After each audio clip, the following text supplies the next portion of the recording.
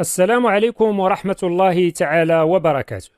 مرحبا بكم من جديد في قناة باب الفيزياء، وكما وعدتكم في هذا الفيديو سنتابع تصحيح الامتحان الجهوي مادة الفيزياء والكيمياء المستوى الثالثة إعدادي خيار فرنسية الأكاديمية الجهوية فاس مكناس دورة يونيو 2021.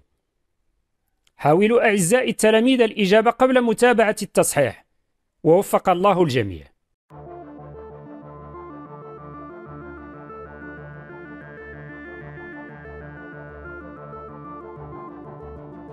On continue la correction. Exercice 2. Première partie. À l'extrémité libre du fil d'un dynamomètre, on suspend une pomme vers la figure ci-contre. Le système est maintenu en équilibre. On prend la valeur de l'intensité de la pesanteur. G est égal à 10 newtons par kilogramme. La première question. Établir le bilan des forces appliquées sur la pomme en précisant leur type. Alors, le système étudié, c'est la pomme.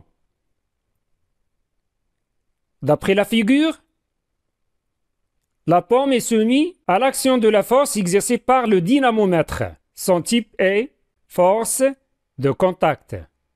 On la note par exemple par le vecteur F. Et la pomme aussi est soumise sous la force exercée par la Terre, qu'on appelle le poids de la pomme. Alors, c'est P. Toujours noté par P, le vecteur P. C'est une force à distance. La deuxième question. Précisez l'intensité de la force exercée par le dynamomètre sur la pomme. La valeur indiquée par le dynamomètre, c'est 2 newtons. Alors, c'est l'intensité de la force exercée par le dynamomètre. F est égal à 2 newtons. Troisième question. En appliquant la condition de l'équilibre, déterminez l'intensité P du poids de la pomme. On sait que la pomme est en équilibre sous l'action de deux forces. La force exercée par le dynamomètre et la force, le poids de la pomme. Puisqu'il est en équilibre, alors ces deux forces, elles ont la même intensité. Alors P est égal à F est égal à 2 newtons. Quatrième question. Déduire la valeur M de la masse de la pomme. On sait que P est égal à M fois G. Alors, M est égal à P sur G. Donc, on remplace P par sa valeur de newton et G par sa valeur 10 newtons par kilogramme. Alors, M est égal à 2 newtons par 10 newtons par kilogramme est égal à 0,2 kg et en grammes est égal à 200. Cinquième question. Représentez sur la figure les forces appliquées sur la pomme avec l'échelle 1 cm représente 1 newton. On représente toujours la force par un vecteur. Alors, on va représenter la force exercée par le dynamomètre par le vecteur F. Son origine est le point d'application A. Selon la droite verticale passante par A vers le haut et de longueur 2 cm d'après l'échelle et son intensité. Et de la même façon, on va représenter P, le poids de la pomme, à partir de G vers le bas, et de la même longueur, 2 cm. Il faut toujours respecter l'échelle. On passe à la deuxième partie. La première question. Choisir la bonne réponse en mettant une croix dans les cases convenables. La première phrase. L'expression de la loi d'Ohm est est-ce que I est égal à R fois U, ou bien R est égal à U fois I, ou bien U est égal à R fois I. C'est U est égal à R fois I.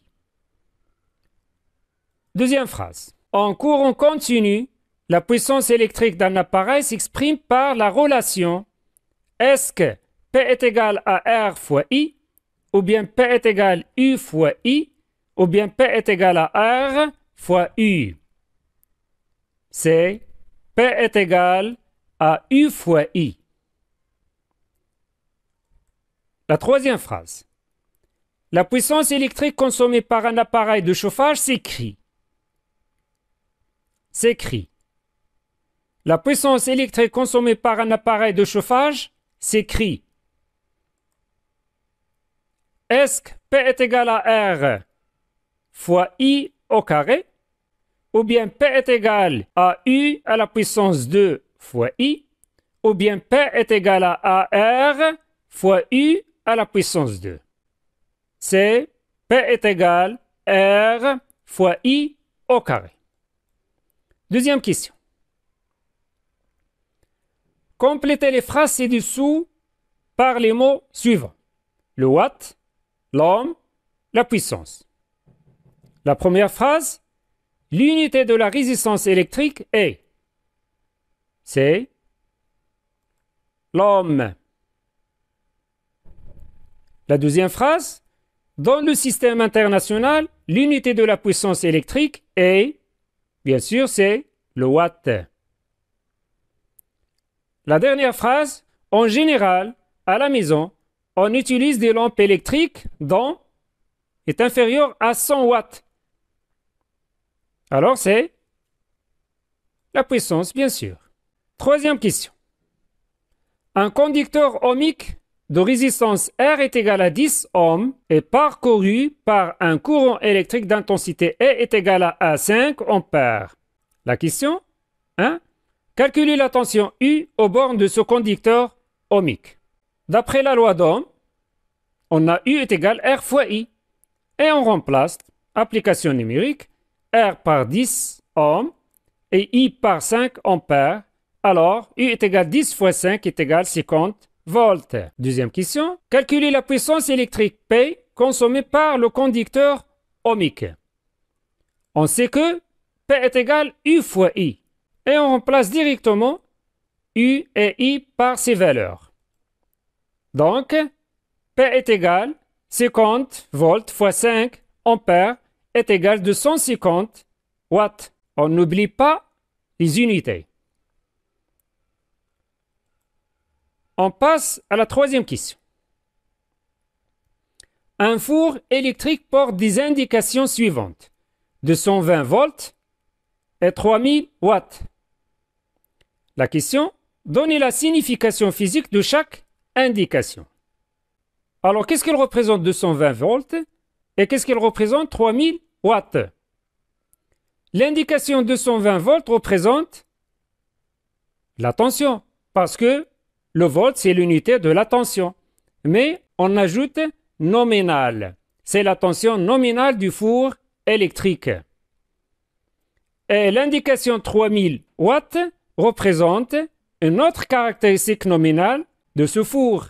C'est la puissance nominale du four électrique. On passe à la dernière question de cet examen régional. L'exercice 3. Lors de la présentation d'un exposé en classe, Mariam n'était pas convaincue de l'information présentée par Youssef concernant les valeurs de la masse et de l'intensité du poids lorsqu'on change le lieu à la surface de la Terre. Mariam pense que la masse et l'intensité du poids d'un corps ne varient pas lorsqu'on change le lieu.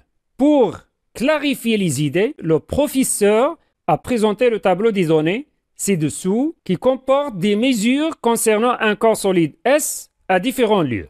À Dakhla, la masse du solide S en kg est égale à 1.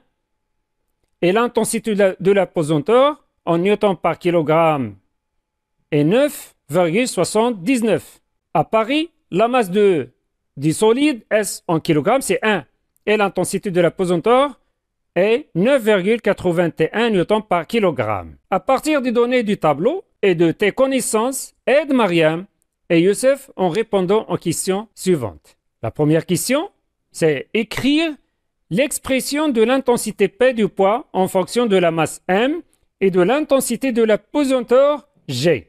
C'est P est égal à M fois G.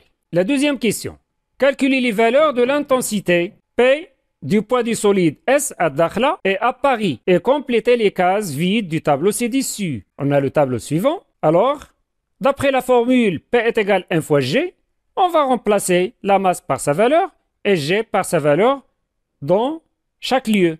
À Dakhla, par exemple, P1 est égal à 1 fois 9,79 est égal à 9,79 newtons. De la même façon, à Paris, P2 est égal à 1 fois 9,81 est égal à 9,81 newtons. La troisième question. Précisez en justifiant ta réponse la grandeur qui varie avec le lieu, la masse ou l'intensité du poids. Alors, comme vous voyez, d'après le tableau, l'intensité du poids du solide à Dakhla est égal à 9,79 newtons, mais à Paris est égal à 9,81 newtons. Alors P1 est différent de P2.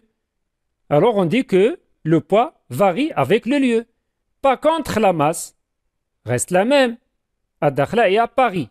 Alors la masse toujours reste constante. Ne varie pas avec le lieu. La quatrième question. En déduire ce que pense Mariam. Est-il vrai ou faux? Bien sûr, ce qui pense Mariam est faux. Et je vous souhaite bon courage. Et à la prochaine.